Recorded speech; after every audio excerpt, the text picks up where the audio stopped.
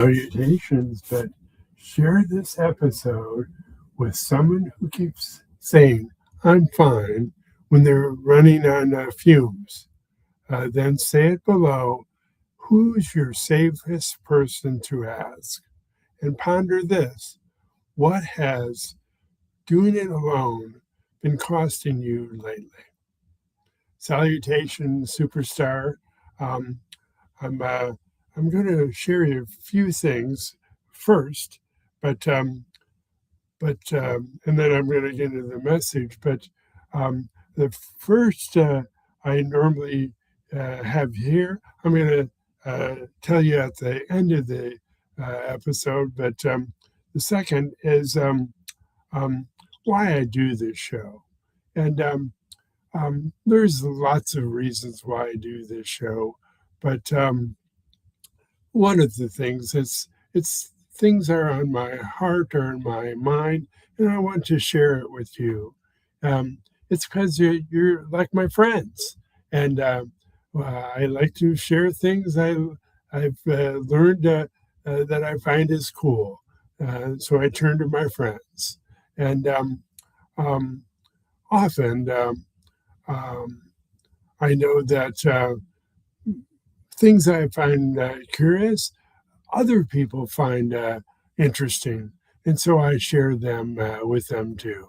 And the last thing is it's practice, and the reason it's so good is because way back when I was an outpatient early in the first year of my recovery, and I was going to graduate from my speech therapy sessions, and she said to me, "You have to go out and talk to the public." And I thought, what is she talking about? And fast forward over 10 years, about 4 years ago, or I started posting uh, live, just told what was on my mind. Often I use a script, but and you can tell, but I mostly want to get used to telling what's on my mind. So this will happen today. I have notes. I have show notes because I want to tell you what's cool. But please know, I know that um, the notes just help me. So, anyways, that's why I do this. And third or second um, uh, is about my books. About, oh boy, November of 2024, I published my first book, Stroke Survivors First Aid Kit, still out there, still going strong. So if you want to check it out, you can. And then about 3 months ago, or over three, I published my second book, Word Search for Stroke Recovery Book, the Volume 1. And the Volume 1 is first, it's so called the easy one.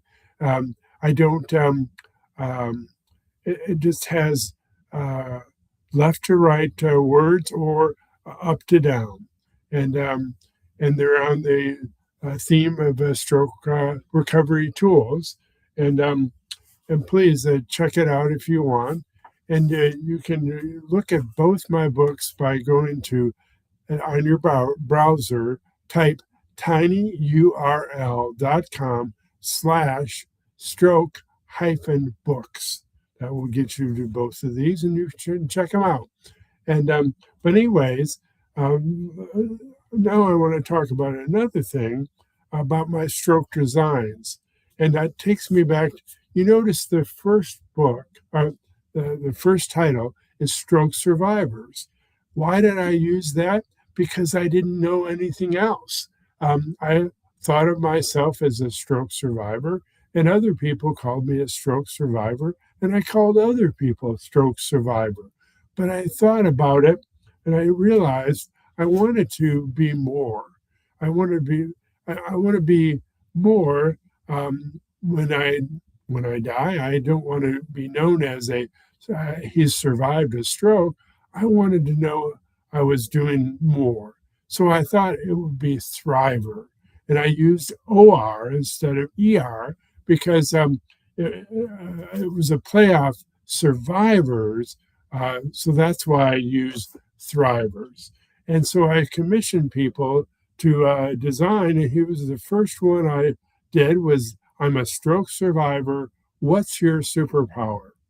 And it's huge, but and I think I've now got 12, I think, designs, and there you can get them on a T-shirt, a hat, whatever you want.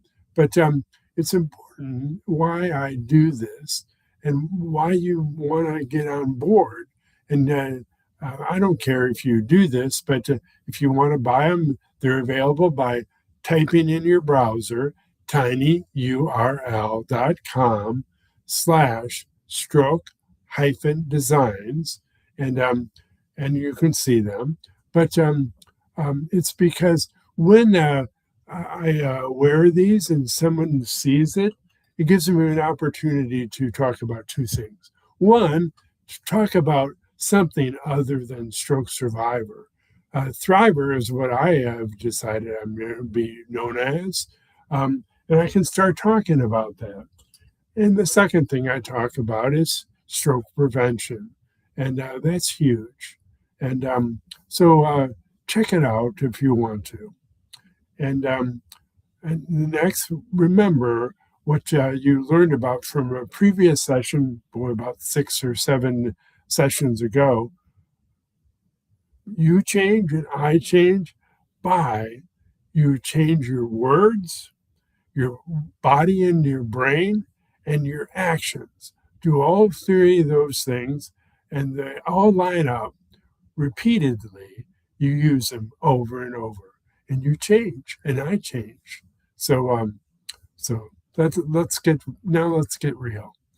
Asking for help can feel like swallowing a mouthful of pride, and it's huge. For some of us, myself included, it's not even pride, it's protection, it's history. It's the old training that says, handle it, don't be a problem. That goes way back when I was a kid with my mom and my dad. I learned that it was easier than asking them. But now, after I had the strokes, I learned something that surprised me. People often want to help, yet they don't know how. And if we never ask, they guess. And sometimes they guess wrong. A lot of times they guess wrong. And sometimes they do nothing because they don't want to offend. All those reasons we can get rid of it if we just ask. And so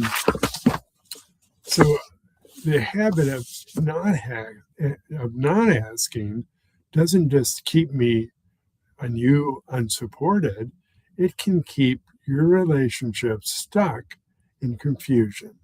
So today's focus is one small pattern that forms a habit. And we start doing it, use different words, do different actions, and do them again and again. And so the pattern is avoid asking for help. That's what I'm attempting to do. So the goal is not to judge you. The goal is to change your future with one tiny action. So here's the move. Pick one of 4 or 5 actions. You can put it in your phone, put it in your notes app, whatever you do. But this is a low stress, no drama ask. Number 1, the simple ask. Can you help me with one small thing today? Like with my wife, I need her to open a jar sometimes. And so I will just take the jar to her, and when maybe she's watching a TV show or something, and I will just ask her that. Number two, the time boxed ask. It goes like this: can you give me 5 minutes? That's it. That's it. All right. And number three, the specific ask. Can you do blank while I do blank? It's really easy. Number four, the choice ask. It's easier for helpers. Would you rather help me with task A or task B? And the last is the caregiver-friendly ask. Can you take over for 20 minutes so I can reset? Or maybe you just do 5 minutes. So any one of these asks can work, but they will not work if you give a vague request, because vague requests cause hesitation. Specific actions, a specific request creates specific actions. So, and here's the part that's fun, is to do the viral part, the piece people share because it's clean and usable. Follow your ask up with the 2-step tiny action. Send a message to them, or and celebrate it. Huge. So 10 seconds about, send a really quick message, text them or email them, or maybe just write it down. And the second is celebrate it. Jump around, whatever you do that helps you celebrate it. The celebration piece matters most than most people think. B.J. Fogg teaches that a quick positive emotion right after a behavior helps it become more automatic over time. That's huge. So associate celebration with ask. So right after you hit send, do one of these things, whisper to yourself, I'm building strength. Okay? Tap your chest once. That's what I do. That was brave. Small smile. You're good. That's good. You're good. That's good. If you're listening and thinking, that feels silly, remember, your brain learns through feeling. It doesn't care. But remember, you're training safety into the act of asking. So let's talk about what gets in the way without making it heavy. A lot of people avoid help because they fear judgment, stigma, or being seen as weak. All those things can affect you, they affect me. That's not rare, and research on stigma and help seeking keeps finding versions of that theme. So if your body tightens up when you think about asking, you're not dramatic. Your nervous system is protecting you. So we're not going to fight it. We're just going to work with it. So we're going to use the lowest rung rule. So if asking for big help feels impossible, ask for tiny help on purpose. Can you open this? Like my wife with opening a jar. Can you carry this? Can you sit with me while I make this call? Those are all, seems like they're simple gestures or asks, but they're more important because they build momentum. So you're not aiming for being impressive. You're aiming for what is repeatable. Huge. So if you want to stack the odds in your favor, attach the ask to an existing routine, something that already happens every day. So it's not dependent on the perfect mood. You just do it. So habit stacking is widely recommended as a practical way to build new behaviors by linking them to established cues, CUE cues. So after your morning coffee, send one help text. After dinner, ask for one small assist. After therapy exercises, rehab exercises, ask someone to join you for one round tomorrow. So now that's it. So please know that this one tiny ask will make a huge difference in your life.